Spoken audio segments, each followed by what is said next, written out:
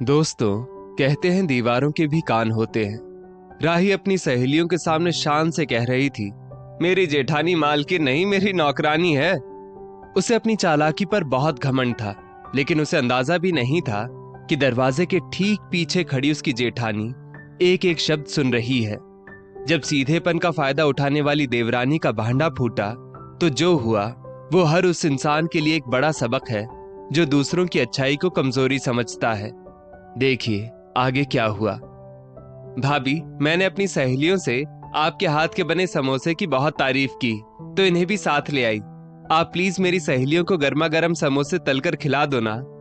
राही अपनी जेठानी प्रिया से बोली। प्रिया बोली, हाँ क्यों नहीं, तो इन सबको बिठा, मैं किचन में तैयारी करती हूँ। राही ऑफिस से आते वक्त अपनी 3-4 सहेलियों को भी साथ लेकर आई थी। प्रिया ने पहले सभी को जूस लाकर दिया, फिर बोली, आप लोग बैठो, मैं अभी गर्म गर्म समोसे बनाकर लाती हूँ। राही और उसकी सहेलियां मिलकर गप्पे मारने लगी। थोड़ी ही देर बाद रसोई से समोसे की बहुत अच्छी खुशबू आने लगी। एक सहेली राही से बोली, अरे वाह यार, तेरी जेठानी तो बड़ी फास्ट है, बहुत अच्छी खुशबू आ रही है समोसे बनने की। राही बोली, इसलिए तो मैं उनसे इतने अच्छे रिश्ते बनाकर रखती हूँ ताकि अपना काम आसानी से निकलवा पाऊं। दूसरी सहेली बोली, वाह, मानना पड़ेगा तुम्हें, तो तुम ऑफिस से आई और ऊपर से हमें भी साथ ले आई, फिर भी तुम्हें गर्म गर्म नाश्ता खाने को मिलेगा। हो तो घर की छोटी बहू, मगर ठाठ तुम्हारे बिल्कुल बड़ी बहू वाले हैं। तुमने एक बार अपनी जेठानी को ऑर्डर दिया और वो तुरंत रसोई में समोसे बनाने भी चली गई।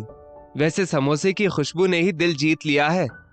राही बोली, मेरी जेठानी खाना बहुत अच्छा बनाती है और मैं भी उन्हें चने के झाड़ पर चढ़ा कर रखती हूँ। अगर घर में कोई कभी कुछ नुक्स निकाल भी देता है तो भी मैं उनकी झूठी तारीफ कर करके उन्हें चने के झाड़ पर चढ़ा देती हूँ और बढ़ा चढ़ाकर उनके काम का प्रोत्साहन करती हूँ, ताकि उन्हें लगे कि घर में सबसे ज्यादा कद्र उनकी मैं ही करती हूँ। एक सहेली उत्साहित होकर पूछने लगी, और वो कैसे करती है तू? राही बोली, मान लो किसी दिन जेठानी ने खाने में नमक कम डाल दिया तो पूरा घर उन्हें कहने लगता है, आज खाने में नमक कम है, और सब लोग ऊपर से सब्जी या दाल में नमक डालने लगते हैं। मगर मैं कहती हूँ, आज लगता है घर वालों के मुंह का टेस्ट खराब हो गया है। ऊपर से नमक डालना तो दूर की बात है, उल्टा मैं उनसे कहती हूँ कि मुझे तो खाना बहुत टेस्टी लग रहा है। जेठानी इस बात पर खुश हो जाती है। वो गांव देहात की है ना, तो वो मेरी मुट्ठी में रहती है।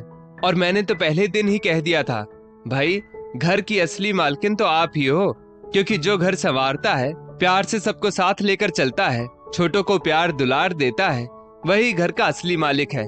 चाहे घर किसी के भी नाम हो, फिर फर्क नहीं पड़ता। और वैसे भी भाभी, आप हर काम में परफेक्ट हो। आपने इतने सालों से कितने अच्छे तरीके से गृहस्थी संभाल कर रखी है, मुझे भी थोड़े टिप्स दो ना। तब उनका चेहरा गर्व से फूल जाता है और मैं मन ही मन अपनी चालाकी पर हंस देती हूँ। अरे भाई, मुझे जॉब करनी है, मैं कहाँ घर गृहस्थी के चक्करों में पड़ने वाली हूँ, इसलिए तारीफ के 2 शब्द झूठे बोल देती हूँ। जेठानी पिघल कर अपने आप सारे काम कर देती है। मैं जेठानी को मालकिन बोलकर नौकरानी वाला काम करवा लेती हूँ। वो तो बेचारी हर महीने एक नई साड़ी के लालच में मेरे आगे पीछे दुम हिलाती रहती है। मैं भी 200 रुपए वाली नई साड़ी लाकर उसे 2000 की कहकर पकड़ा देती हूँ। अब वो बेवकूफ है, इसमें मैं क्या कर सकती हूँ? राही की बात सुनकर सभी सहेलियां खिलखिलाकर हंस पड़ी। राही को बातों में और मजा आने लगा। राही बोली, अरे अभी तो मेरी शादी को 1 साल ही हुआ है, मगर देखना, जब मेरे बच्चे हो जाएंगे तो उनकी सूसू पॉटी भी इनसे ही साफ करवाऊंगी। मेरे बच्चे तो मेरी जेठानी ही पालेगी। मुझे ना तो जॉब छोड़नी पड़ेगी और ना ही मेरी प्राइवेसी खत्म होगी। जेठानी को तो बस खाना बनाने का शौक है।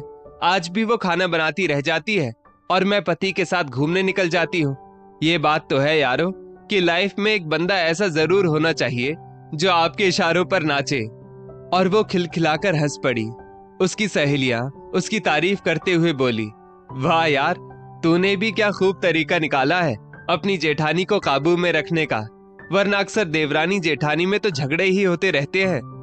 राही मुस्कुराते हुए बोली, लड़ाई झगड़े से कभी कुछ हासिल नहीं होता। इससे अच्छा तो यही है कि चिकनी चुपड़ी बातें करते रहो और अपना मतलब निकालते रहो। वैसे भी ऐसे सीधे साधे लोग बड़े बेवकूफ होते हैं। जेठानी प्रिया गलती से समोसे लेकर अंदर कमरे में ही जा रही थी। जब उसने ये सारी बातें सुन ली, उसकी आंखें आंसुओं से लबालब भर गई और वो सोचने लगी, मैंने शुरुआत से ही राही को अपनी छोटी बहन समझा। उसे ज्यादा दिक्कत ना हो इसलिए ज्यादातर घर की जिम्मेदारियां मैंने अपने ऊपर ले ली। मैंने सोचा कि वो जॉब करती है तो थक जाती होगी तो उसकी मदद कर देती हूँ, मगर ये तो मुझे ही बेवकूफ समझने लगी। प्रिया ने तुरंत अपने आंसू पोंछे और रूम के अंदर आ गई। प्रिया को देखते ही राही बोली, वाह भाभी, आप तो सुपर फास्ट हो। रसोई से आती खुशबू से मैं समझ गई थी कि समोसे इतनी जल्दी तैयार भी हो गए। मेरी सहेलियां भी आपकी बहुत तारीफ कर रही थी। क्यों, क्या कह रही थी तुम, बताओ तो? प्रिया ने पूछा। एक सहेली बोली, हाँ भाभी, रसोई से बहुत अच्छी खुशबू आ रही थी। आप तो एकदम परफेक्ट हाउसवाइफ हो। दूसरी सहेली बोली, हाँ भाभी, आप इतना अच्छा खाना कैसे बना लेती हैं, हमें भी बताइए ना। सब लोग झूठी तारीफ कर मन ही मन हंस रही थी। ये सब सुन प्रिया का गुस्सा और भी बढ़ता जा रहा था। प्रिया बोली, राही, तू मेरी थोड़ी और तारीफ कर देना। ये सुन राही हैरानी से भाभी को देखने लगी। प्रिया बोली, आज मैं आखिरी बार तुम्हारे मुंह से तारीफ सुनना चाहती हूँ। राही बोली, भाभी, आप ऐसे क्यों बोल रही हो? प्रिया बोली, राही, मैं तुम लोगों की सारी बातें सुन चुकी हूँ। तुम तो मुझे बेवकूफ समझती हो ना, इसलिए तो मेरी तारीफ करके मुझे अब तक मुट्ठी में रखे हुए हो। तुम जो साड़ियां मुझे देती हो, क्या तुमने मुझे उन्हें कभी पहने देखा? ऐसा नहीं है कि मुझे समझ में नहीं आता, मगर मेरा मानना था कि उपहार की कीमत नहीं देखते। वो साड़ियां बस मैं अलमारी में संभाल कर रख देती हूँ और तुम्हें लगता है कि मैं तुम्हारी उन घटिया क्वालिटी की साड़ियों के लालच में तुम्हारी मुट्ठी में हूँ। तो सुनो, ऐसी बात बिल्कुल नहीं है। माँ जी बीमार रहती हैं।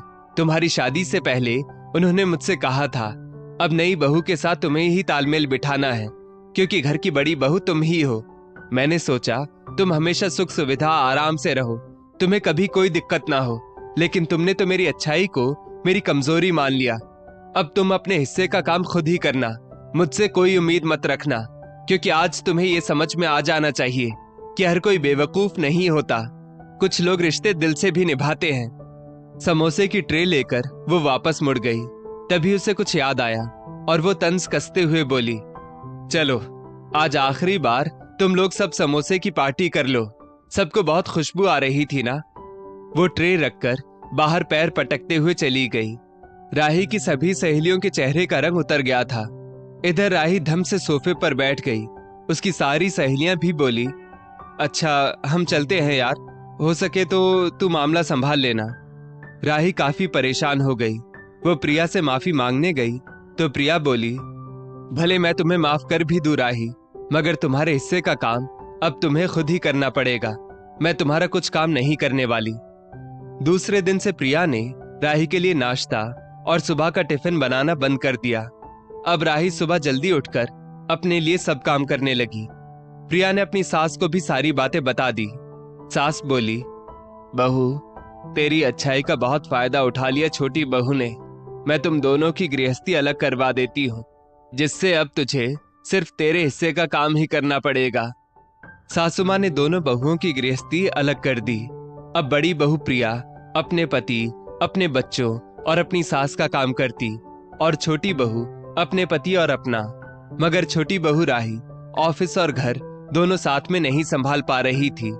घर का राशन लाना हो या घर पर मेड ने काम किया होगा या नहीं, सब उसे ही देखना होता था, और साथ में ऑफिस भी। वो बहुत परेशान हो रही थी। जब वो प्रेग्नेंट हुई तो उसे नौकरी छोड़नी पड़ी। उसे उसकी जेठानी की बहुत याद आती थी, मगर उसने तो अपने हाथों अपने पैरों पर कुल्हाड़ी मारी थी। राही खुद को बहुत चालाक समझती थी। आज ये सब उसकी चालाकी का ही तो नतीजा था। दोस्तों, राही को अपनी नौकरी और चालाकी पर बहुत घमंड था, लेकिन अंत में उसे वही गृहस्थी संभालनी पड़ी जिसका वो मजाक उड़ाती थी। इसे ही कहते हैं कर्म। जो जैसा करता है उसे वैसा ही भरना पड़ता है।